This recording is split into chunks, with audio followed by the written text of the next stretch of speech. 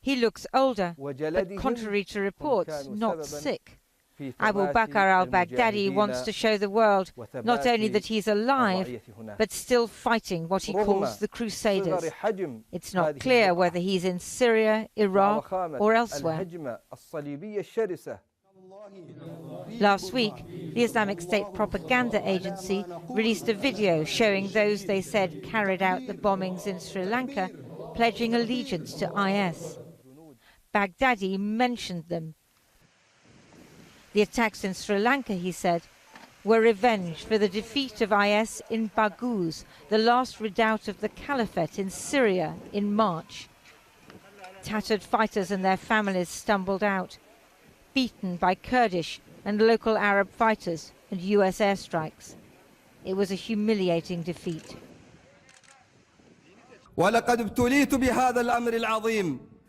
The last time Baghdadi appeared in video was July 2014, when he stood in the Al-Nuri Mosque in Mosul and announced the founding of the Caliphate.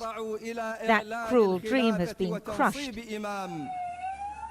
But Sri Lanka and other attacks reveal what he later threatened, that the battle would not be confined to any geographical area. He will look for countries with weak intelligence agencies and continue to target innocent people for as long as he remains at large. And our international editor, Lindsay Hilsum, who's filming in America, joins us now. Lindsay, do we believe it definitely is him? I thought the Russians said they'd killed him. The Russians have said they've killed him. The Americans said that they thought that they had killed him at one point too.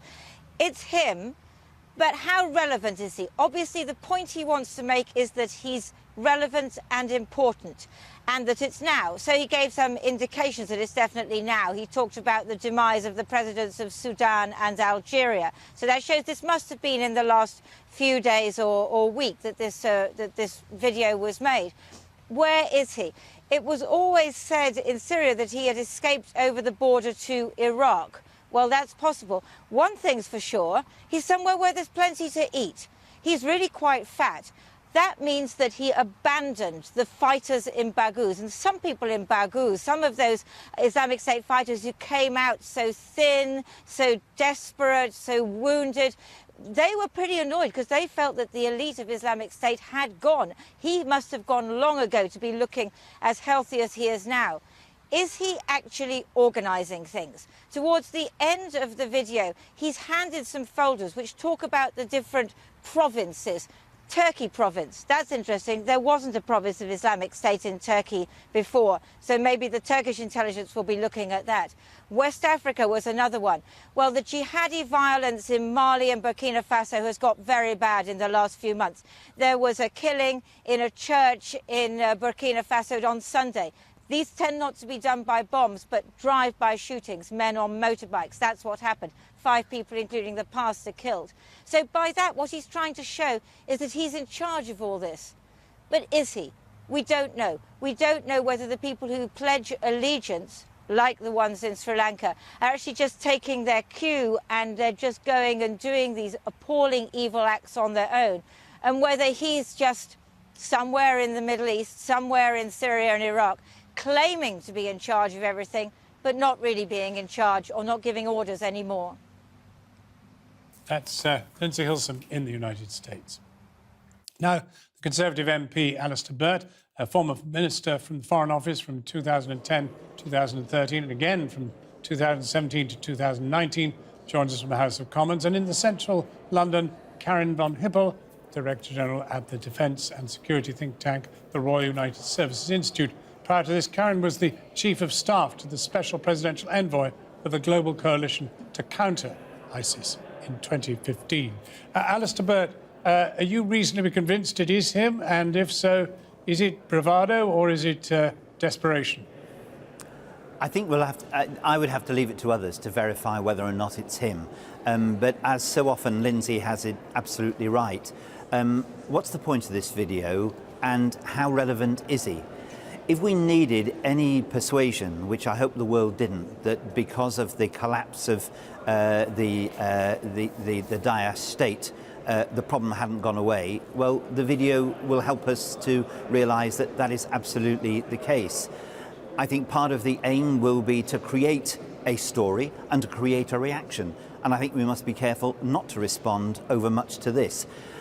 Whether or not he is back controlling events, we know that so-called ISIS, Daesh is still there.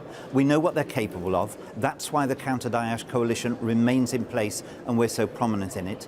And indeed, I think some of those who stayed until the last in Baghouz will have questions to ask of al-Baghdadi if he left earlier. But I think the important thing is we always said that if the territory collapsed, the danger from Daesh was still there. If this video does nothing else, it confirms that is very much the case. But we must not play their game of making this a big story, making him a big story. The danger and the threat to the world is still there, whoever controls it, and the world needs to be on its guard in a marked way, particularly following the tragedies we've seen recently. Karen von Hippel, the problem really is that whether that is him or it isn't, and we think it very much is, the problem is that what he says still affects people, and Sri Lanka was the latest example of that. Right. I mean, I suspect that what he's trying to do is demonstrate to the world that ISIL is still a force to be reckoned with. One of the reasons that so many people joined and traveled from over 100 countries, approximately 40,000 fighters and family members came to Syria and Iraq from all over the world. And part of the reason was because they had this territory they controlled. Now they've lost the territory. He's entering a new phase of trying to demonstrate that ISIL can adapt, that it can become more of a virtual caliphate with lots of small affiliates. They may have up to a couple dozen, some stronger than others. And so he's trying to demonstrate that they're still a force to be reckoned with. And probably he's also competing a bit with al-Qaeda, because al-Qaeda is still out there. Hamza bin Laden, the son of Osama bin Laden, is now potentially going to be leading that organization. That's still unclear. The two organizations have been, at loggerheads for several years now, since 2013. And so I think he's trying to say, we're still here. We are going to evolve. We will go more in the cloud, be more of a virtual caliphate, but we still can cause a lot of havoc, and we will. Well, obviously that is all something we have to be very wary of. But at the same time, he hasn't appeared for 5 years. If he has now appeared, it does look like desperation. He's lost everything else. All he's got left is his own image and a very loud and dangerous voice.